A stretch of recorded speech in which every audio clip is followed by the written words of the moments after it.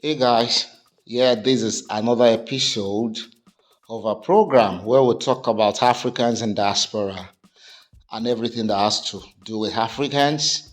I welcome you once again. My name is Rabio Addition, and together we do justice to this topic today, the topic of bringing our children in diaspora. We are Africans, yes, we are Africans. Our children remains African. In their blood, in their skin, they remain African. They remain African. And it's of no use to pretend about that, even though we have been castigated in some aspect of our culture that we're too harsh, we're too coerced, we're naive, we're called so many names, funny names. None of that, we're still Africans. And it's good to adapt to the environment where you live, where you are resident, because they said when you get to Rome, behave like the Romans. But please don't make obsolete totally the African cultures, the African lifestyle, the African ways of bringing up children. And that is why the children here are going overboard. They're behaving like their counterparts here because children seems to have more rights than their parents do. Children in the Western world seems to have more rights than their parents do because any little issue they have where to report. In fact, they have been harmed with so much information that they tell them if anything happens, call this number. And their counterparts in Africa don't have such rights. Their counterparts in Africa are not that lucky or fortunate, but they're doing good. The contrast is there, the result is there. And due to these anomalies, there is a great disparity between our lifestyle and ways of bringing up our children. Don't dare beat your child. Hence, they report you to social welfare. But there is no social welfare in Africa. If there is, they are cleared about our ways of discipline. We discipline our children back in Africa. And it won't stop us from doing so because we're in a foreign land. And the children over here are so lucky, they're so fortunate because it seems that everything has been made available for them. So they're like overjoyed children. I don't want to call it spoiled. You might think what I want to say, you might get it already, but I don't want to say it. So once in a while, you can even take your child to Africa to spend some few months and see things for him or herself. And I'm proud about the children of Africa.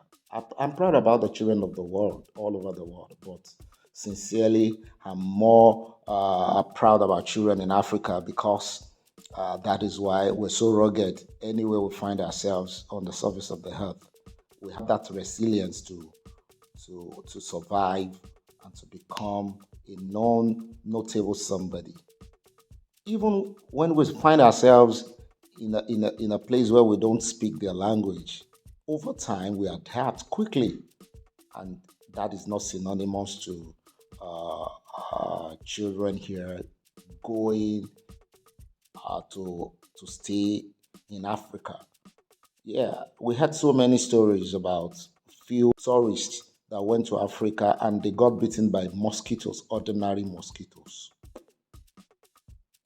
And when they returned back to their countries, like a story of one lady from Australia, she almost got her legs amputated because of malaria. I'm not proud that malaria is in Africa, but I'm telling you that we're rugged.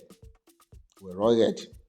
And this is not a means to castigate anybody, but I'm telling you a piece of advice to my African fellows residents in the Western world.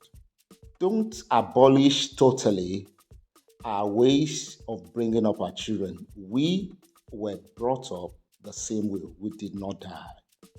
In fact, Cain, they don't beat children here, but Cain does not kill. Cain does not kill.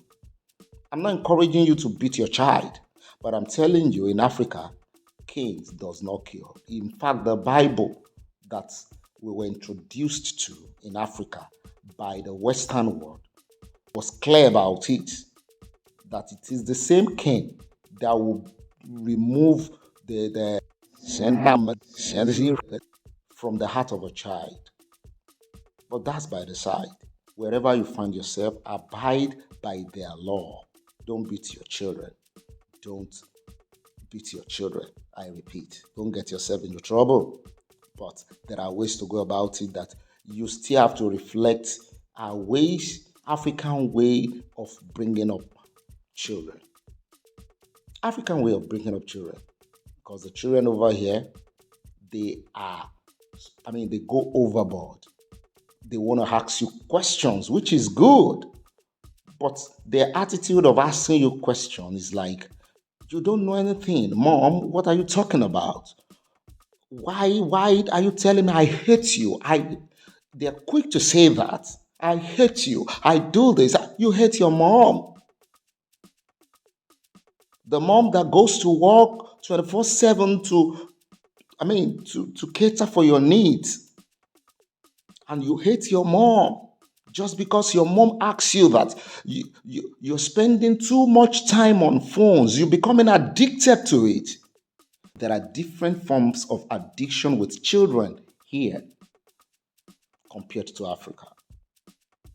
They are addicted to their phones. They are addicted to their laptops. They are addicted to games. They are addicted to so many things, and they are not allowed to do some little chores in the house like African child. There is no African child that does not know how to cook when he or she is growing up, because she has to be in the kitchen with the mom doing some little things. Helping with some little things. And that is a way of life in Africa. That is the way we bring up our children. Because if you don't know how to cook, there's so many foods in Africa that you can't get how to cook them on YouTube or on social media. Must you go online searching for how to cook all the time? It's a pity. It's a pity. But I'm telling you, this piece of advice is for my fellow Africans. You're from Ghana, you're from Nigeria, you're from Togo, you're from different part of the world. You're black, you're from Jamaica, you're black. Yes. Don't create an oversight. There are ways to punish our children, even though they are in the Western world. You don't abuse them. Don't abuse their rights. They have their rights. Their rights are much more than ours. But there are ways you let them know that it is for their good and they will be useful for themselves in the future. And that is why you don't get to hear about violence among children or in schools in Africa. The children here in the Western world have so many advantages, so to say. They have so many opportunities to things, advanced technologies that we don't have in Africa. And the result, the contrast is the result. When a child has a liberty to technologies, explosive technologies, you can imagine his brain cannot process it yet. So why wouldn't he go overboard? But in Africa, reverse is the case. So I'm telling you, this video is for the purpose of reminding you, Africa, in the diaspora, that you still need to instill those disciplines that were instilled in us, in you, their father, their mother, when you're growing up back in Africa. You need to instill such in your children. And that is why you become a great person today, so that they can become a greater person. It's an opportunity to have them grow in the Western world. And it's an opportunity for you to do what? To inculcate in them the values of Africans.